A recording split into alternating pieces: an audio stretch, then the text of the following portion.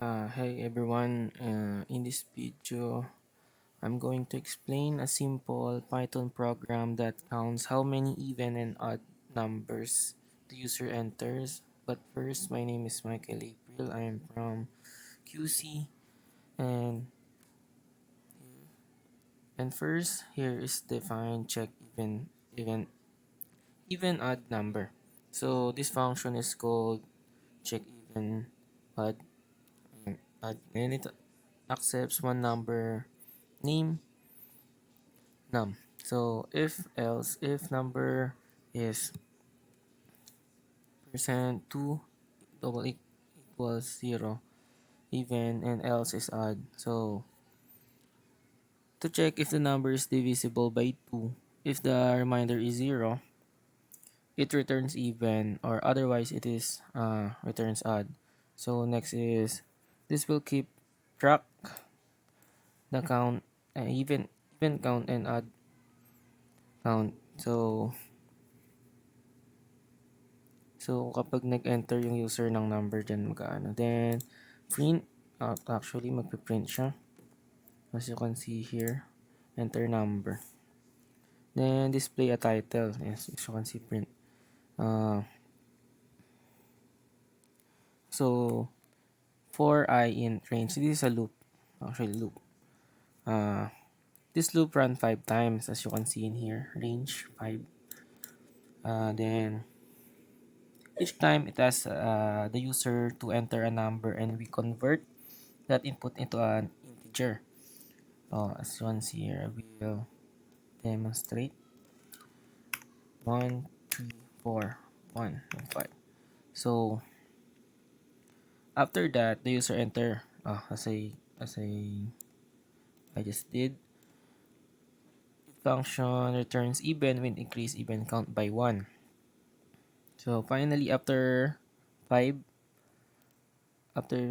enter 5 numbers, the 2, 3, 4, 1, and 5, the program prints how many even numbers, how many odd numbers the user entered, as you can see in here. So, and that's it. Like it's super simple code. And problem number 2. Uh, in this part of the video, I'm going to explain a Python program that calculates the factorial of a number. So first, we have function called factorial here, and this function takes a number. This one takes a number n and start with a variable name factor set to 1. Then we use a loop that runs from 1 up to n. That inside the loop we multiply the current value of factorial by loop counter, which is the I. By the time the loop finish, we return the final result of the factorial number. So it will display we should enter a number now, 23. So the factorial is this one. And that's how this code works. And problem number 3.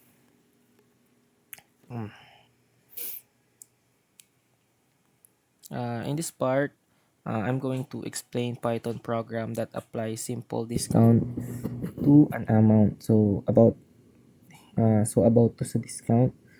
So may ginamit natin is get discount amount. If amount is more than equal to 1,000, return amount 0.9, else return ito yung ina-discount niya. So this amount called get discount, it accepts value amount. That logic is very simple. So if the amount is 1,000 or more, we apply a 10% discount by multiplying the amount by 0.9. And if the amount is less than 1,000, we return the value without any discount. So meaning, kapag mas mataas siya sa 1,000, meron siyang discount. If mas mababa siya sa 1,000, wala siyang discount. So as we, like, maglagay tayo ng 1,001. So, magkaroon siya ng discount. Tapos, pag 999, hindi siya maglalagay ng discount. So, that's it. Yun lang yun, simple.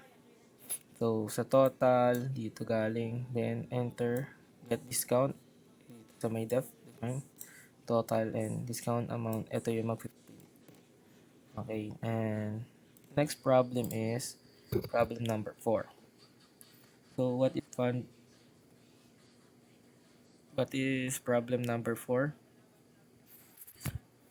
The problem number 4 is a categorize temperature as cold, warm, or cold. Okay, wait.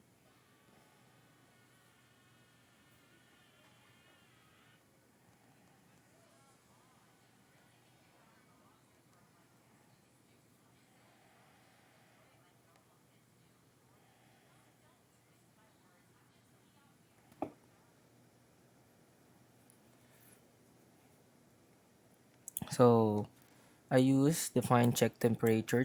If temp is more than 20, return cold. And LF 20, temp 30, warm siya, and else hot.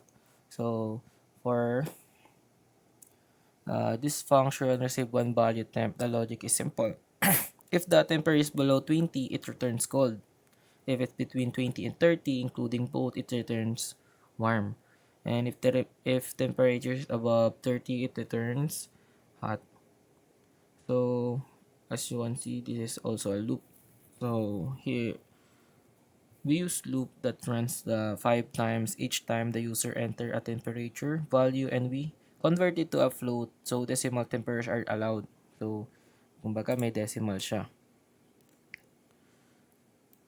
Dito, maglalagay tayo ng number, or rather temperature. But after receiving the input, the program prints the temperature which is categorized. So, if nilagay mga 20, 30, something like that, magre-return siya ng cold, warm, or hot. So, let's try natin. Kung 20, ang nilabas niya is 20.0, it is warm. So, pag 21, warm pa din siya. Pero kapag nag-30, warm, 31 is hot na. So, pag nilagay natin is 10, meron nang nakalagay na cold. Diba? So, warm, warm, warm, hot and cold. And it's super simple. And so, next is problem number 5. Here. So, here is it is a guessing game. So, import random, def check. Actually, hindi natin kailangan to. Kasi, nakalagay naman dito is 8. So, papaliwanag ko yan. So, define check guess. This function compares the player's guess to the secret number. If the guess is lower than the secret number, it returns too low. It is higher, it too high. So kapag nilagay natin is 9, maglalagay siya ng too high, which is ito yan. Kapag naglagay tayo ng 3, maglalagay na siya ng too low. So yung number, which is the correct number, is between 9 and 3, which is here, the secret number. So, ang nalagay natin dyan,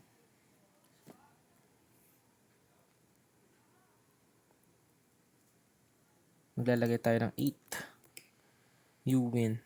Actually, super simple. Kapag hindi nahulaan, so nakalagay dito too low, you lose. The number was 8. Super simple ng code. So, umbaga, kahit hindi ito nakalagay, ganyan. For I, range, try, guess, input number, check, guess, result, usually print. Pero ang pinaka dyan is ito. If, elif, and else. Kasi, ayun yung nag-determine kung malapit ka na sa secret number. And, that's it for this video.